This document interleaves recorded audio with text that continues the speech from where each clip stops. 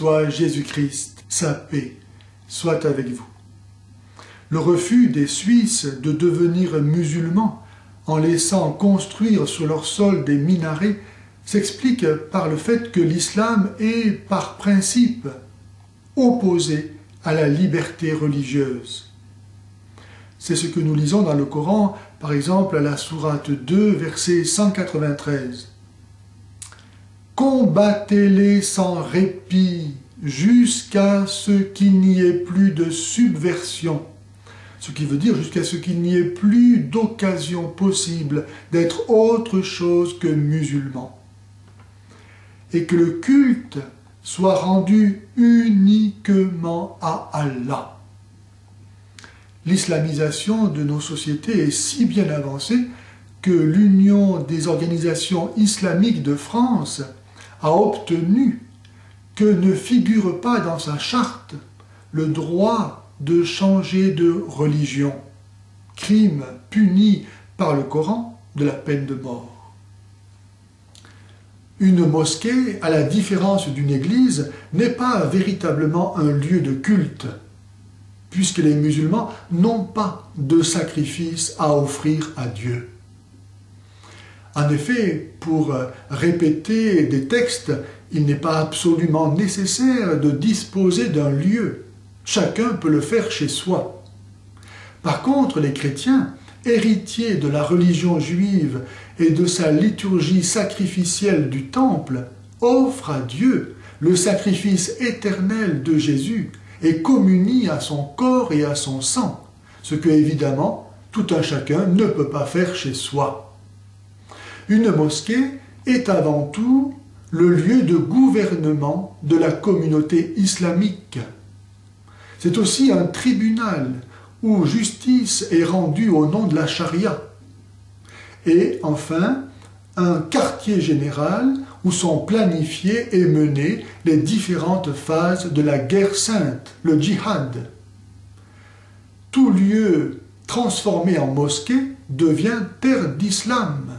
Les mosquées appartiennent à Allah, dit le Coran. Une mosquée n'a donc pas d'autre finalité que d'entretenir dans le cœur des musulmans leur orgueil d'appartenir à la meilleure des communautés, au milieu de tous ces infidèles, l'Oumma, communauté politique qui transcende toutes les autres appartenances, et de les préparer à soumettre la terre entière à la charia, comme il est du devoir de chaque musulman.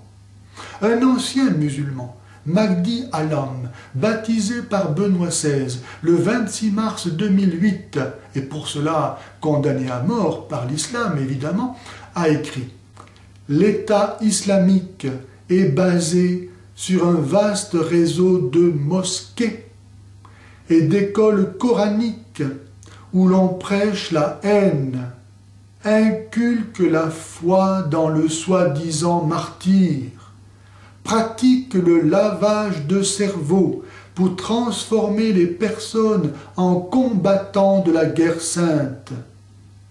Des organismes de charité et d'assistance islamique, en échange d'aide matérielle, y subjuguent et soumettent les esprits. Il faut être déjà des soumis pour refuser de reconnaître l'islam pour ce qu'il est et oublier notre histoire. Il faut ne plus savoir qui nous sommes pour penser travailler à la paix sociale et civile en construisant des mosquées. Nos minarets sont nos baïonnettes, nos coupoles, nos casques, nos mosquées, nos casernes et nos croyants, nos soldats. Qui a dit cette phrase? L'actuel Premier ministre turc, M. Erdogan, le 6 décembre 1997. Cela vous choque? C'est pourtant un lieu commun en islam.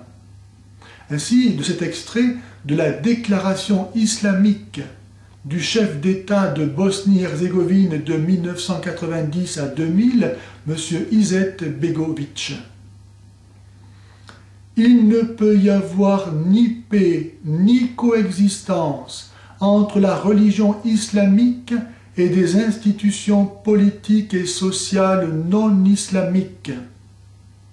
Le soutien qu'un peuple musulman apporte effectivement à un régime en place est directement proportionnel au caractère islamique de ce dernier.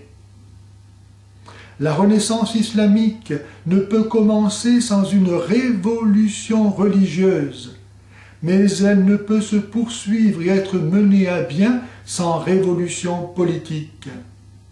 Notre première tâche doit être de gagner non le pouvoir, mais les hommes. Nous devons être des prêcheurs avant d'être des soldats. Le mouvement islamique doit prendre le pouvoir dès qu'il est en situation morale et numérique suffisante pour lui permettre de renverser le gouvernement non islamique. C'est clair. Comment a-t-on pu croire que faire venir des imams d'Arabie Saoudite et d'ailleurs allait aider les immigrés à s'intégrer? Dans cette guerre qui est d'abord religieuse, nous venons de l'entendre, la taqiyya, qui est un principe musulman légitimant la fraude, la dissimulation, le mensonge, lorsque les intérêts de l'islam sont en jeu, fonctionne à plein régime. Ainsi, M. Dalil Boubacar, recteur de la grande mosquée de Paris, peut-il nous assurer, je cite, qu'un minaret n'a absolument aucune connotation ni politique, ni conquérante, ni de quoi que ce soit. Et en même temps, nous affirmer, je cite, que l'islam est à la fois une religion, une communauté, une loi et une civilisation. Il est plus que temps que nous acceptions de voir l'islam pour ce qu'il est et non pas tel que nous le voudrions, car le plan des combattants d'Allah a commencé. Ils ne cachent pas leur souhait d'hégémonie et d'impérialisme religieux. Même si la presse ne veut y voir que des revendications locales liées à des cultures particulières, il y aura toujours des raisons de poser des bombes. La cruauté du terrorisme islamique n'est pas due à de soi-disant frustrations entre les pays pauvres et les pays riches, car il y a d'autres pays pauvres et qui ne font pas sauter des bombes, mais bien à l'enseignement même d'Allah et de son prophète. Le terrorisme islamique est l'outil de combat de l'islam, un outil de lutte pour la conquête de territoires qu'il s'agit de convertir. Et le système démocratique est sans aucun doute le meilleur moyen de diffusion de l'islam en Europe. Face à ces minarets qui pointent, je propose de reprendre l'antique prière de l'Angélus à l'intention de la conversion des musulmans. C'est ce que le pape Calixte III, en 1456, c'est-à-dire 3 ans après la prise de Constantinople par les Turcs, demandait, je cite, « à toute l'Église pour la conversion des musulmans et la paix ». Fin de citation. Cette courte prière, résumée des principaux dogmes de notre foi rejetés par l'islam, illuminera et rythmera toute notre journée, matin, midi et soir, en nous rappelant la bonne nouvelle de notre salut.